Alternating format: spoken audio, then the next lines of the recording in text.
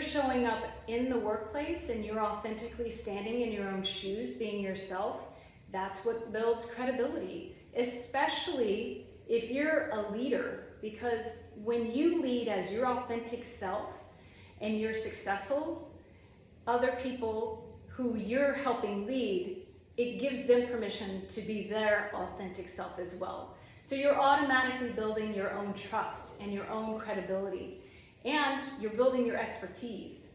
Because if you say in your particular role, I'm the best I can possibly be in accounting or in strategy, and you stand on that foundation, it builds yourself as an expert in your field when you're able to do that as part of your personal brand.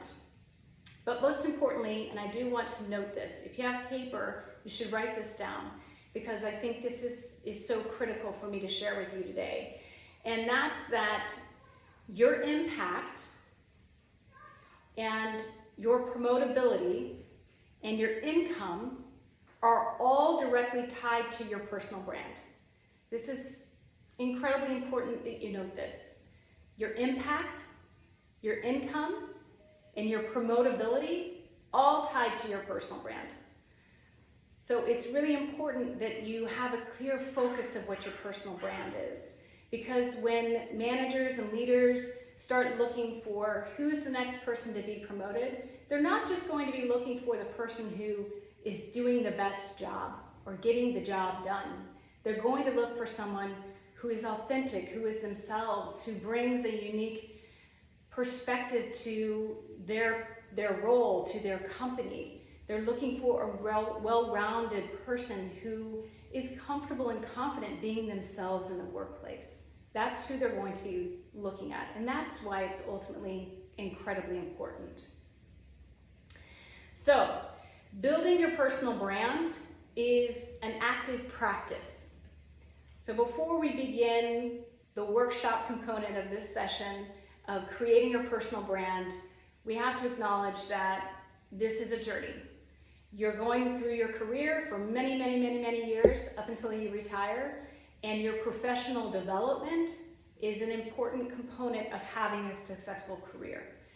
And in order for you to focus on your professional development, build your personal brand, you have to get ready. What do I mean by this? What I mean is you have to prepare.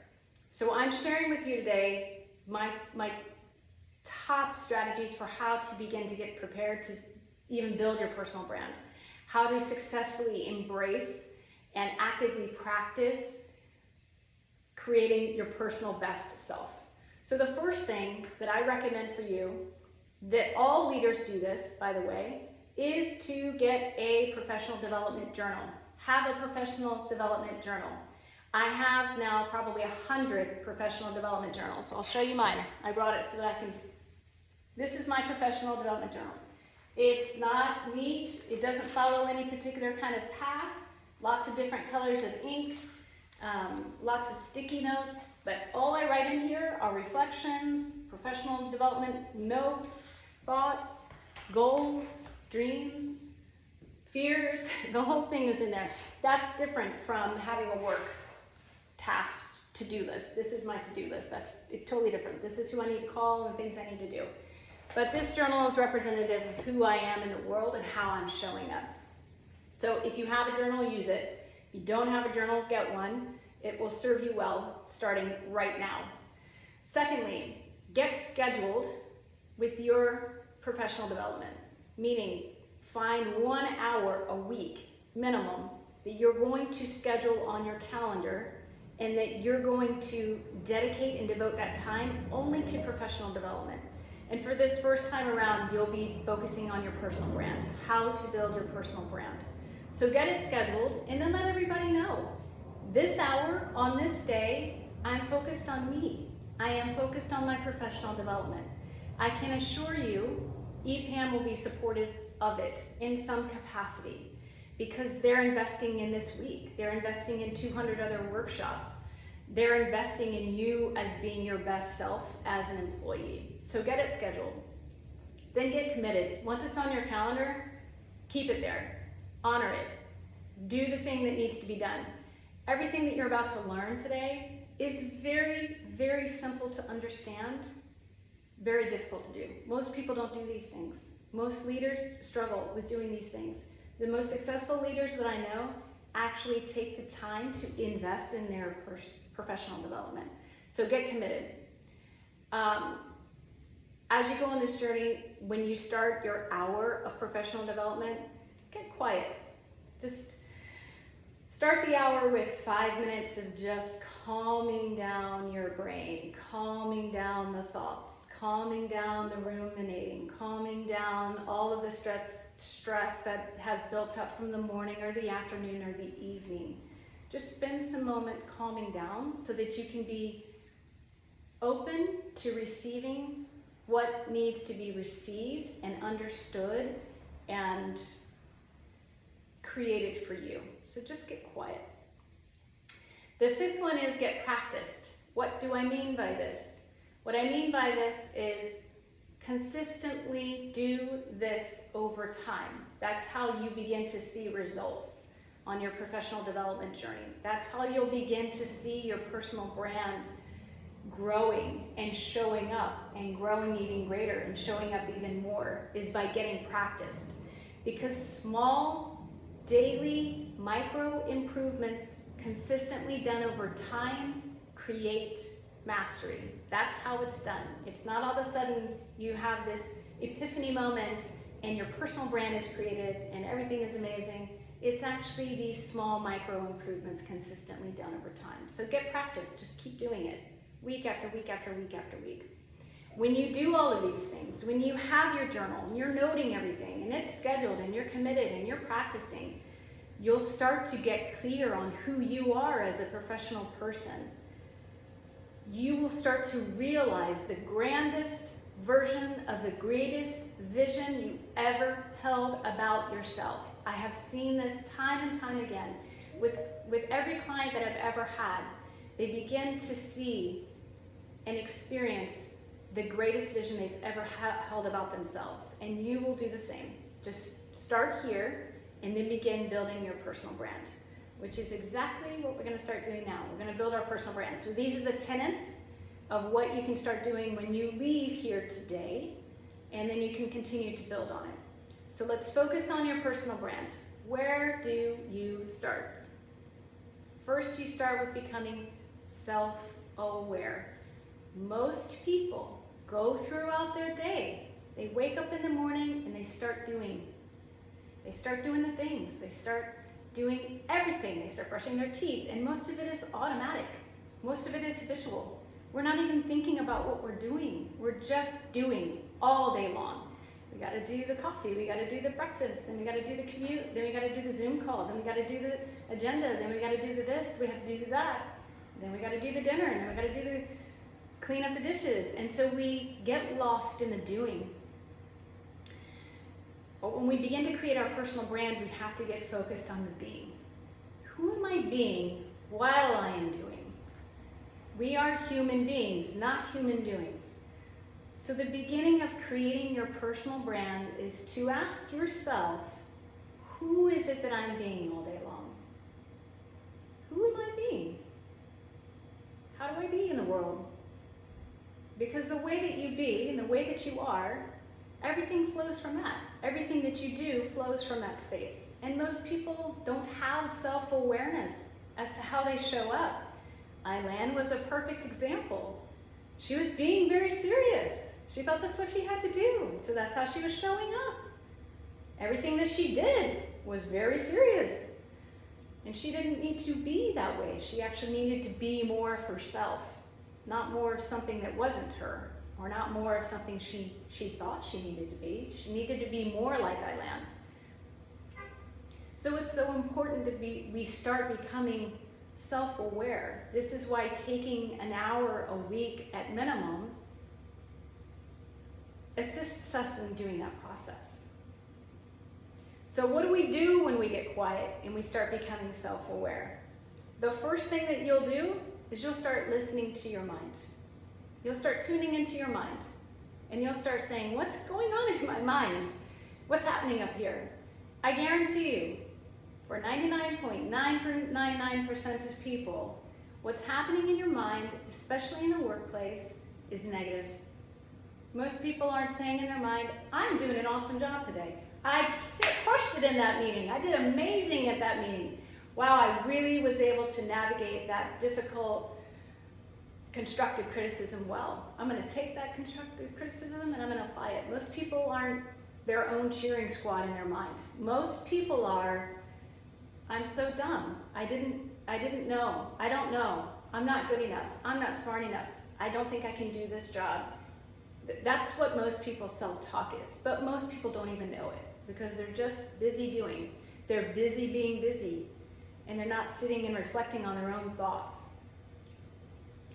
So your self-awareness job is an internal job. It's not looking around you to see what's happening around you or what others are saying about you or even really how others are perceiving you. The first step is to understand your own self-talk and identifying what of it is negative. What are the negative pieces there? Like, think about your thinking. Have you ever heard the parable of the grandfather teaching his grandson about the dog and the wolf? And he told his grandson, you have a dog that lives inside of your heart and in your mind. And that dog is kind and loving. That dog is unconditional, thinking that you're amazing. And that dog is positive and wants to protect you and take care of you. And that dog has come upon a wolf. And that wolf is also in your heart and in your mind. And the dog and the wolf are now beginning to show teeth. And the wolf represents everything mean and awful and terrible and scary and rotten. And the wolf and the dog start to fight. And the grandson says, well, Granddad, who wins? And Granddad says, whoever you feed. So in being aware of our own negative self-talk, you have to consider what you're feeding, the dog or the wolf. The way that we do that is by using metacognition. Metacognition is the ability to think about and understand your own thought process. Most people don't do this. Think about your thinking. Strategize about your strategizing. Reflect on your reflections. Why do I think this way? Why do I believe this way? Why am I approaching my role this way? Why am I reacting or responding in this way? The best way to embrace metacognition is to sit and get quiet and to journal. That's really the best way. That's what I ask all leaders to do. Think about your thinking. Why do you lead this way? Why are you managing your people this way? Who taught you that that's the way that it's supposed to be? What does your intuition tell you? What way should you be leading? So really embracing this idea of understanding your negative self-talk and understanding what your belief system is about your work is the first step of creating your personal brand. Because guess what? If you're coming into the workplace and you're trying to do your best, but you're telling yourself your worst, the two are in conflict and you aren't able to do your best. You're just not able to do your best if you tell yourself your worst. You actually become your own worst enemy. So you have to be able to identify the top 3 things. Write them down in your journal. What are the top 3 negative things you say about yourself constantly, or that you say about your work constantly? Or maybe what's the most dominating one that you say? Write it down. Write those 3 things down in your journal. I tell myself I'm not smart enough. I tell myself I'm going to fail at this, and so I don't take risk. Whatever those 3 things are, identify them for you and write them down. The next thing you're going to do is replace it with more positive leadership talk. You may have heard of what a mantra is. You may believe it's a slogan or something people say to themselves mindlessly or thoughtlessly, but that's actually not the case. You know, mantra, the term is a Sanskrit root which means man, mind, and thra or tra, freedom. You're freeing your mind. And when you free your mind, you're able to then reprogram your mind. So if you know that you tell yourself on a frequent basis, I'm not smart enough or I don't have enough experience, you can begin to replace it. This is an active practice. This is something I do every morning, over and over and over and over again. I do this. And when I feel like I've made progress with a particular negative self-belief or a negative self-talk, and I replace it with something new. So I'll share mine with you from this year. Last year I was so focused on results, I was so focused on getting all of these goals that I had laid out done, that I realized at the end of the year I was a bit exhausted in trying to control the outcomes in advance. And the reason I was trying to control these outcomes is because there were a lot of times where I would say, I don't know what the right way is to go. I don't know, so I'm gonna try and control it. Well, in January, I said to myself, I can't control anymore. I don't have control over all of these outcomes. I do my best. Do my best work, I show up and I be my best self, and it works out the way that it works out. And I can't always control somebody's response or a reaction or a result. I can only do my best and be my best. So my mantra starting January 1st has been, every day I'm letting go. Every day I'm letting go.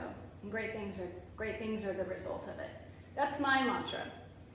So if you look at your negative self-talk, you'll want to replace it with a mantra that's custom for you, that makes sense for you.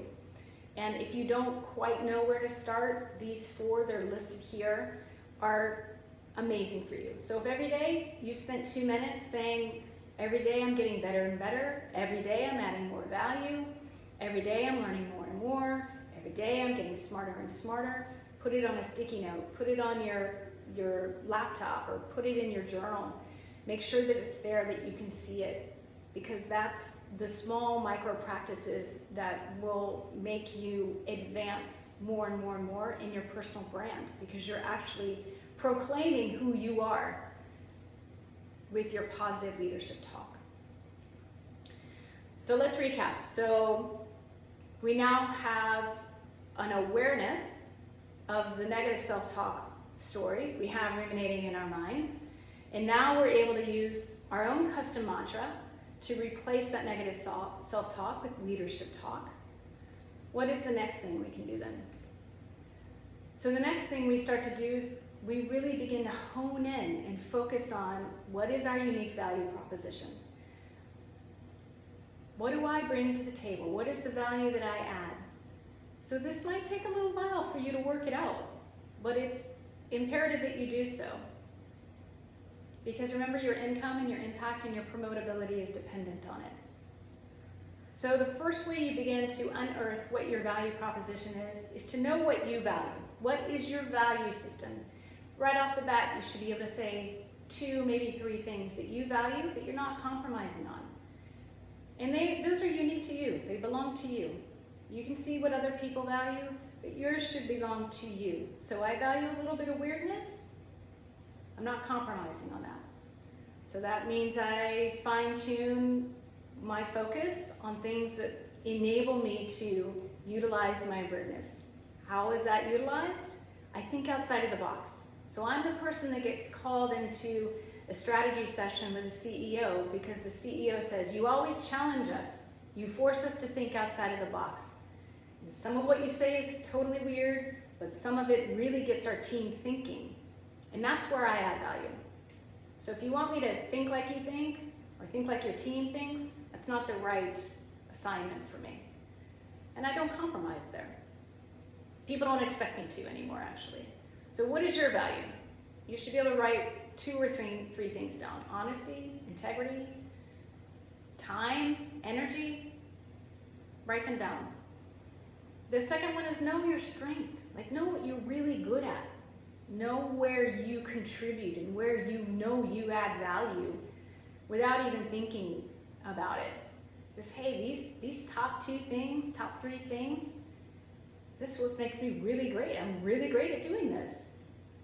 At the very least, I really love it. I really love doing this because we're really great at the things that we love to do. So is it building project plans? Is it managing people? Is it analyzing data? Is it programming code? What is it for you? Decide what those 2 things are, 3 things are, and really commit to them and love them and embrace those things. As you go through that process, you'll begin to figure out what you're not that great at. I do think it's important in the beginning stages of any career to try a lot of different things, because you're new, you're fresh in your profession. So it's okay to try different industries, to try different approaches, to try different roles, to try different responsibilities. You'll start to figure out very quickly what you're not good at, and it's just as important to honor those things we're not good at and let them go. There are other people that are great at doing those things. Okay, I wrote Learning to Unlearn.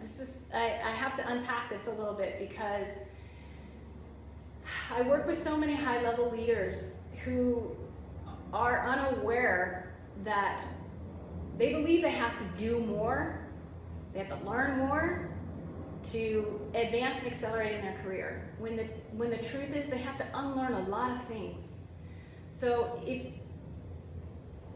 I encourage you, in the spirit of self-awareness, to look at things and the way that you do things, especially if you manage people or you manage projects, to look at the way you do things, to figure out, do I need to unlearn this, and then put new building blocks in place as a way to implement something new that's maybe never been done before. I can't tell you how many times I'll come into an organization and I'll see the way that they operate, I'll see their process, I'll see their procedure, and I'll ask the team, why do you manage your projects that way? And they'll say, we don't know, we've always done it that way.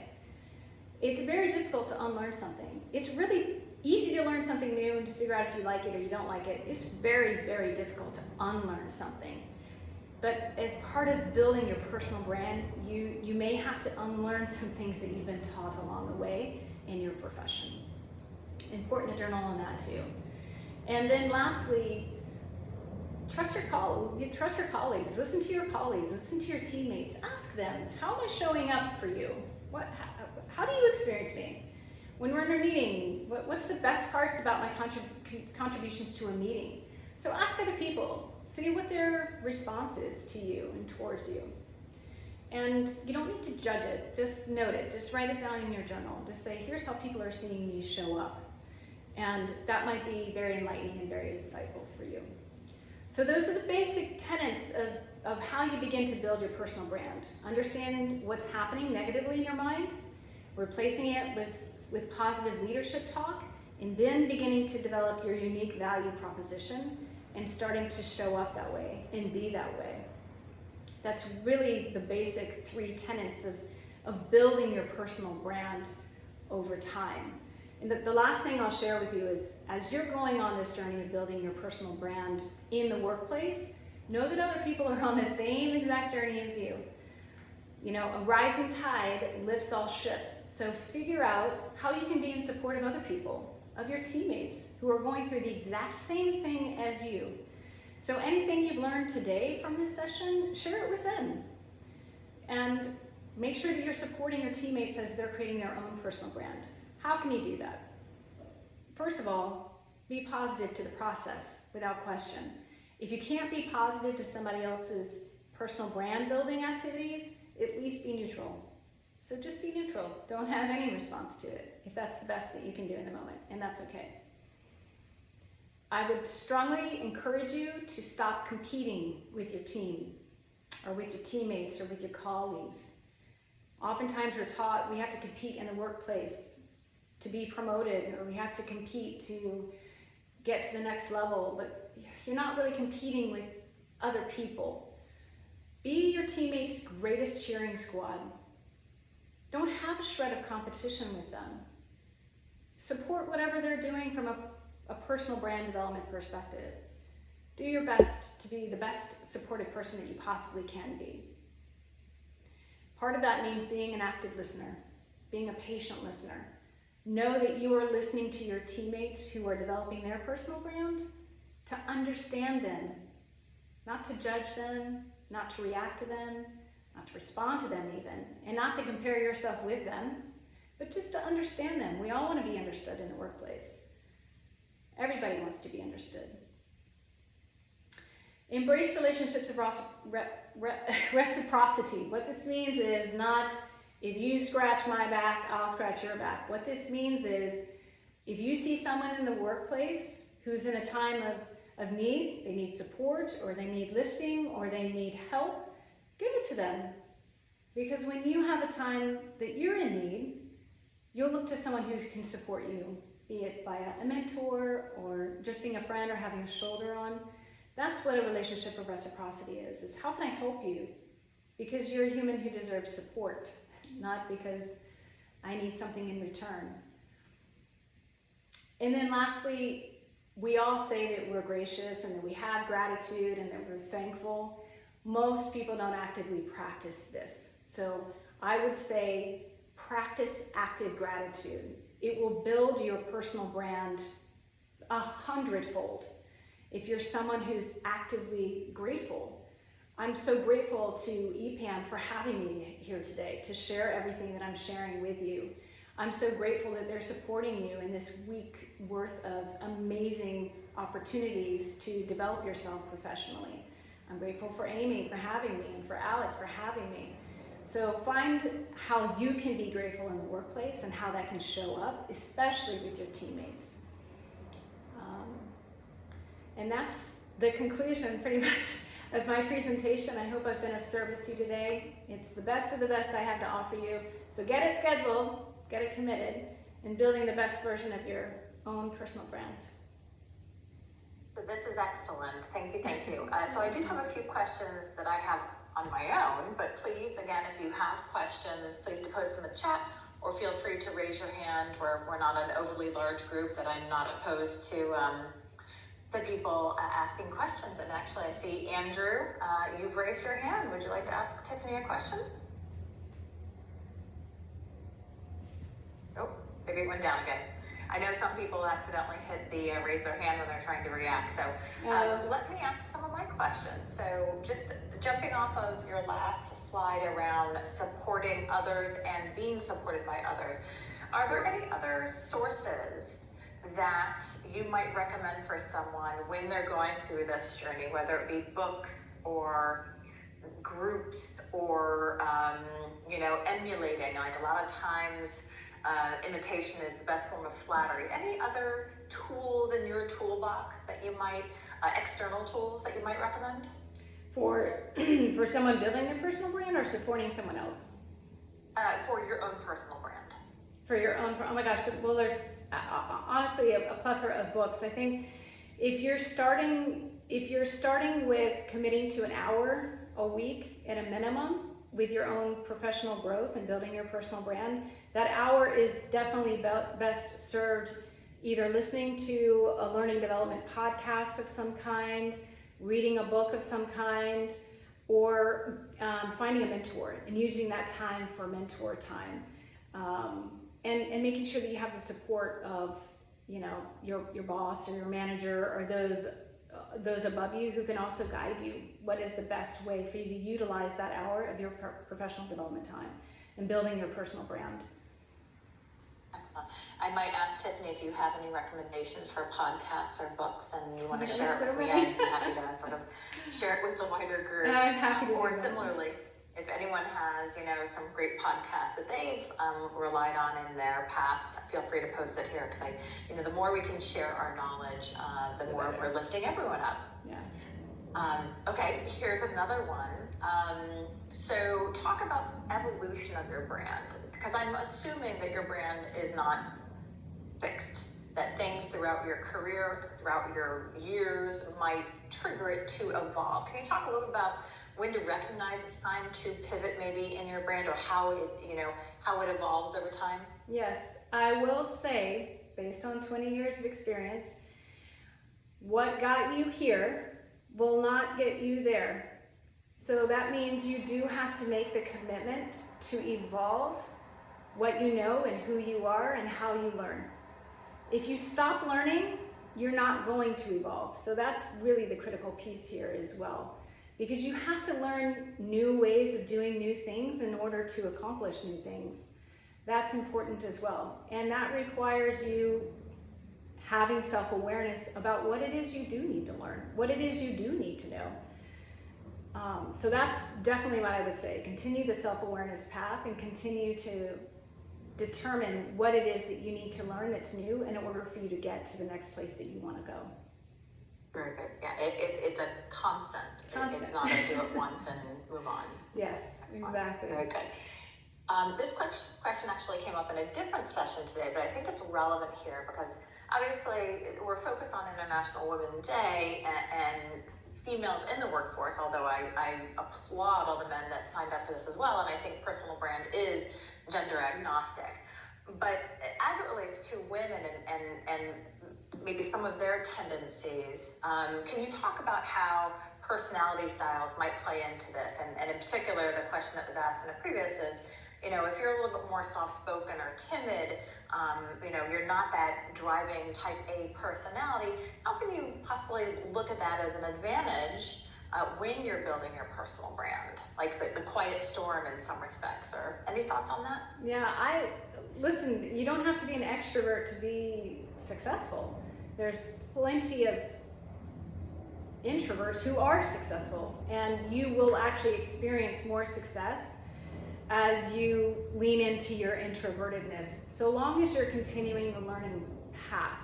So just because you're an introvert doesn't mean that you stop supporting or you stop sharing. That's probably one of the keys, I would say. So you don't have to go big and go bold and be on a platform or have a spotlight on you all of the time in order for you to grow by learning, and then to grow by sharing. So if you're sharing and supporting, that's an amazing thing, regardless if you're introverted or you're extroverted. Like start a book club about being the best professional version of yourself. And reading a book is a very introverted activity in and of itself, but that's one thing that you can start to do that is positive for you and all of the people who are around you. Excellent. Yeah, I think coming back to something you said early on is authentic. Yeah. Like embrace your values, your strengths, and again, maybe you're not the most boisterous, but people come to respect and trust your opinion because you're not shouting it from the rooftop. Yeah, and oftentimes I will say this: like the quietest person in the room is almost always the most influential. Good to know. Good to know. Adam had a question, which I love, is I think it's the marrying of your personal brand with potentially your company brand. So specifically, there's a balance of personal and company brand. What is your view on blending those two when you're dealing with clients? So a company brand is all based on culture. So you will be most successful in your company when you align with the company culture. Because where there's conflict with yourself and your company culture, it's difficult for you to be able to succeed with the same company goals. So that's what I would say, is understanding what is the company culture and how to be your best self while also honoring the company's culture, whatever the culture is. And most companies have a defined culture. But was your question, Amy, about how to do that with clients? So Adam, I'll offer to you to jump in here, but yes, specifically you said when dealing with external clients. Hi, Adam. Hello, nice to meet you, Tiffany. It's nice to meet you as well. Yeah, no, it's really more, and kind of thinking about the balance of compromising, kind of like, when I say compromising, blending really more your brand with kind of the company, because it won't always meet. So for example, I like being a bit of a weirdo sometimes, but obviously I taper that down when I'm in front of clients sometimes, especially at the onset of relationships and stuff like that. So is it okay to kind of compromise on some of those things, or like scale them back a little bit in order to make sure you're fostering the company's culture and identity? Yeah, I would say that's all a matter of respect, because you can still show up and be the best version of yourself and respect that it's different from somebody else's or for another company's, because you're there to be of service. You're there to support your client, and just because your client has a different value structure than you doesn't mean they're better or worse than you.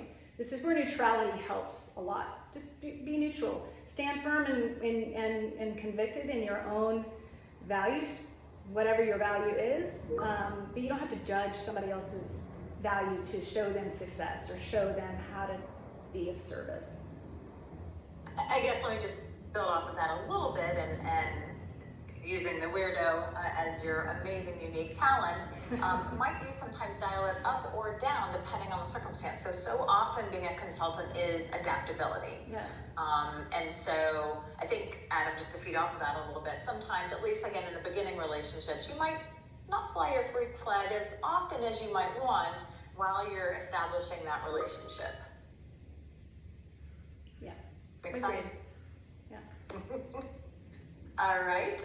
Thank you, Adam. Nice to see your face. Another question. How would you react and how it could impact personal brand when the person gets feedback that they think is not correct, fair, didn't see coming? How after that think that you are getting better, for example? So Vlad, I might ask you to jump in here and just, so you're saying you have gotten some feedback from a colleague that you don't necessarily agree with as it relates to your personal brand? Is that sort of the question? I'm going to assume that's sort of the question, and Okay. how after that. I was changing the room here. So I heard on one of the trainings, so when we were discussing like lead specialist, what could happen with, for example, then the person gets a feedback for their work. For example, they're working on the project for some time, so everything looks like smooth, good, and they didn't know anything. Then something happened, for example, this feedback campaign, or they are run down from the project or anything else, and they see, or probably in some personal communication with the teammates, they see that the colleagues, the managers, gave them feedback that, for example, they are not meeting expectation, because I don't know exact formulations of this stuff, but for example, they're not doing the work right, so something is not good. So Okay. what to do? Yeah, so Tiffany, I don't know if you want me to sort of elaborate on what I think, but there is your performance in your role in your job and being authentic to your brand, and sometimes those two are completely different elements. So you can live your brand and still not necessarily do a good job, and vice versa. You can do a great job but not be authentic to your brand. What's the correlation between those two, performance and brand? Well, I think that's exactly right, Amy, is that in your role, you have certain responsibilities, and those responsibilities are measurable. So you have to build this, create that, design this, strategize for that. So those are all quantifiable, measurable tasks that you have in your role.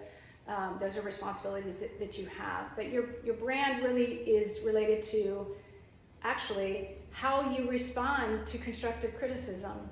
That's a big part of your personal brand. So if you're receiving constructive criticism from your manager or from your team regarding your responsibilities or regarding how you're showing up, a big part of your personal brand is how do you respond to that. So it's okay to respond with, I'm in receipt of this constructive criticism. I still want to do my best. I still want to proceed in performing at my best. How can I best do that? And it becomes a collaborative conversation at that point. All constructive criticism should be delivered with kindness and compassion and empathy. We're all learning. Nobody's perfect in their job. Nobody does their role perfectly. So when a manager is able to have compassion about delivering constructive criticism, and then the person on the receiving side is able to receive it with some level of understanding and the goal to improve and to get better, that's what creates a positive working environment and two personal brands coming together for the benefit of the whole. That would be. I think you're using an interesting word that I'd like to sort of expand on is constructive. So Vlad, without knowing a lot of the details, if this individual could point to some very concrete examples of, you did X, which made me perceive or feel Y, and you disagree with it. So I'll maybe, Tiffany, use an example. If you have sort of identified that your personal brand is integrity, I'm always going to act with honesty, openness, etc., and you receive some feedback on a project or from someone that they feel that you were manipulative in a particular situation, how might you work through that difference of opinion if I thought I was acting with integrity and you perceive that I was acting with maybe ill will? Right. Ask for examples. How did you experience me that I came forward in a way that I was being dishonest? What can you give me some examples? because my intent was this, but you experienced me as that. So it's really about being communicative and being understanding of how are you, how is that, how do we bridge this gap? That's really what that is, how to bridge the gap. And intent and perception oftentimes are not the same. Like, Exactly. I did not intend to do that. Yes, Okay. that's exactly. Very good. Very good. How do you articulate your personal brand, or do you? Is it more through your actions and behaviors, or when you maybe get a new manager, do you say, hey, this is my personal brand? Like, what's that communication look like? People don't listen to what you say; they see what you do. You can tell them whatever you want to tell them, but you are actually your own walking brand. In the way that you. I think that's an important point, guys. So actions speak so much louder than words. Yeah. If you say that your brand is integrity, but then you go behind and talk about people poorly or are devious, that's what people are going to remember. Right. That's exactly right. Okay. All right. Other questions? Again, I'm opening it up to the floor here. No? All right. Well, then I will. We'll go ahead and start wrapping up. Again, thank you so much to our speaker, Tiffany Jones. Love your sweater. Love it all. So many different ways. Thank you, everyone, for joining. I'm very pleased with the turnout. Hopefully, you found this valuable.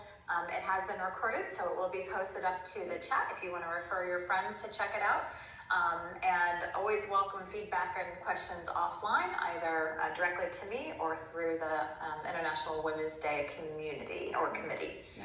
And so thank you so much. I will share with you this presentation so you can make that available to all participants. Excellent. Thank you so much. So have a good rest of your day. Please make sure to participate in other sessions, and we look forward to seeing you another day. Thanks, everybody. Have a great week. Bye. Keep it weird. Bye.